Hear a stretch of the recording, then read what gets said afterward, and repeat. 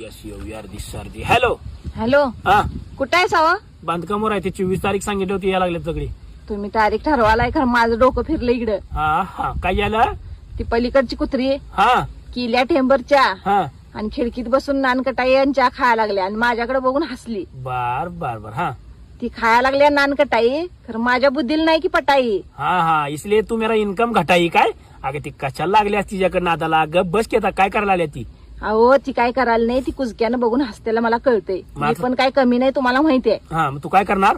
मी आता करणार आहे, मी त्या पलीकडच्या ताईकडे नंबर घेतलाय गोकुळ दूधचा. बर. गोकुळ दूधचा टेम्पो या लागलाय. अच्छा. हा टँकर. हा ते एक टँकर मागवलाय. हा वारणाचं ते साखर कारखाना आहे का नाही, हा त्यांची 35 पोती साखर या लागल्या. अच्छा बेटी. हा आणि वाघ बकरी चाय आहे, हा त्यांच्याकडनं 4 पोती मागितल्यात चहाची. हा हा हा हा मग चहा पावडर साखर दूध सगळी जोडणं झाल्या. बर आता फोन करायला नानी बेकरीला. बर.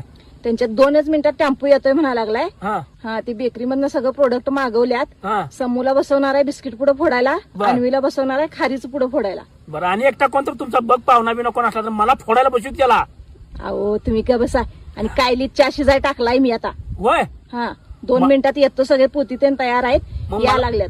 मला सांग तू गोकुळवाल्याचं दुधाचं पैसे भागविणार कसं? तिथं आणि तिथं उदारीवर दूध विकतात, तिथं आणि गोकुळ दुधाची बोंब असते, तिथं सगळी गर्दी माणसं